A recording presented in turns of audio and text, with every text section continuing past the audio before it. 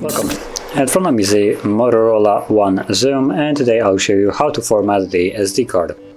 So to get started, you want to open up Settings, and from Settings scroll down to Storage right here, where you will find your SD card. Tap on it and it will take you to the content of it, and from here you can tap on the three dots and go into Storage Settings. And here you only have one option, I guess two, if you count eject. Tap on the format, which is what interests us, and format SD card once you read the message. The message basically says that anything on the SD card will be removed, so if there's anything that you would like to keep, you might want to back it up before, but assuming you don't or you have done it, you can tap on the format SD card and the process will begin.